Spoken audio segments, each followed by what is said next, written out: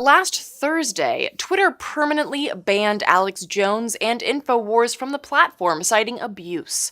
Following his 1-week suspension, Twitter apparently felt that Jones's verbal attacks against CNN's Oliver Darcy on the Hill were enough to put the final nail in the coffin. The following day, Friday, Apple removed InfoWars from its App Store. The Friday decision came after Apple had already removed the InfoWars podcasts from their iTunes store last month and told media that the app was under review. Facebook, YouTube, and Spotify have already removed Jones from their respective platforms. So, yay, right?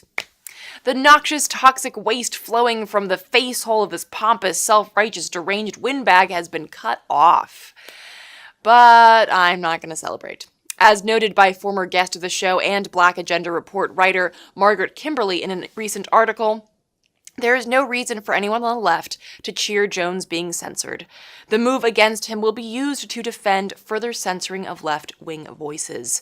There will always be Alex Jones-like characters on social media. His absence helps no one except the intelligence apparatus who will find new ways to use our words and activities against us. There is nothing new about Jones' antics. He has been violating these terms for years without consequence. The sudden concern for what he has done for years is highly suspect. Indeed, to suggest, as Twitter did, that they took this action based on new reports of tweets and videos posted yesterday that violate our abusive behavior policy, well, that's just bullshit. Jones has been an abusive hack his entire career. Also, Twitter, if you're interested in abusive behavior, might I introduce you to, our fucking president? But then you must already know him because you deemed his threat of nuclear war non-abusive enough to leave it up on your platform. In fact, this January 2nd tweet is still fucking up there. And that was just one of many tweets to threaten war with a nuclear power. How about this one? Or how about the all-caps tweet threatening Iran with consequences the likes of which few throughout history have ever suffered before? I mean, I could go on, but who the fuck wants to hear more about Trump? Still, Twitter maintains that Jones yelling at a CNN journalist warrants a permanent ban. Nuclear war is apparently just friendly banter. And look, this isn't about whether or not I like Alex Jones, because I really, really don't.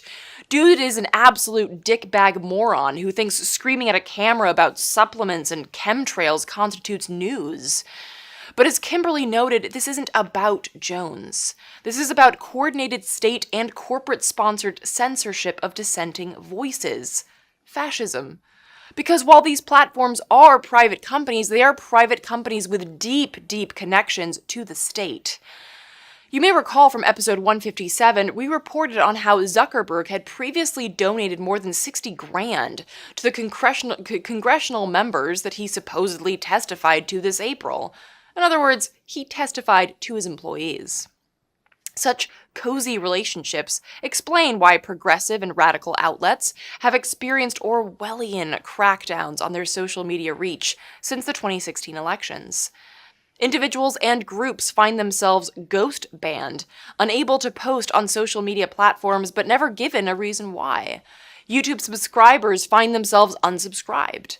YouTube channels are demonetized and unable to earn revenue if they cover left-leaning political issues.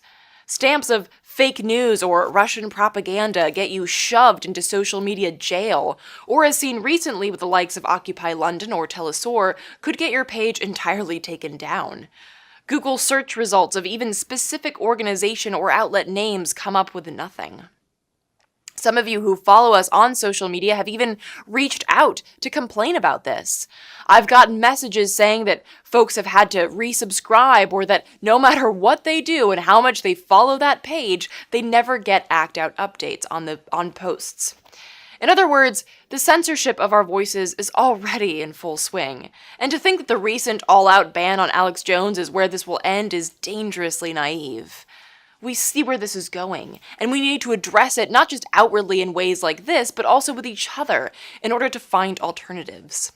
Some on the left have suggested that we go back to organizing the way that we did before the internet, relying on phone calls, newsletters, community board posts, etc. And while I do think that old-school organizing methods should indefinitely be integrated into our workflow, both on the ground and in news creation, we can't go back to the world before the internet.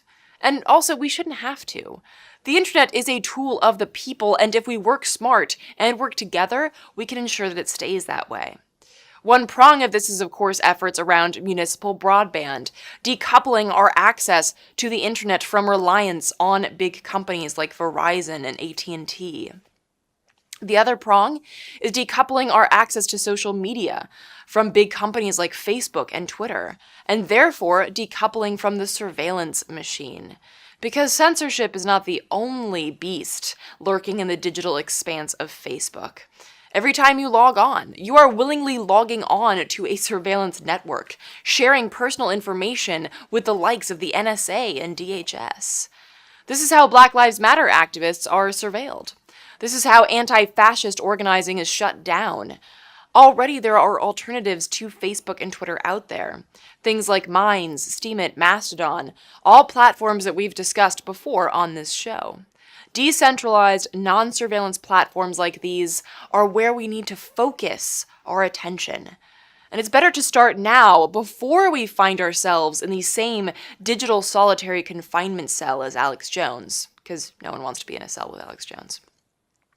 Take these bans as warning bells, and let's get to work finding better, safer, and more open ways of connecting on the internet.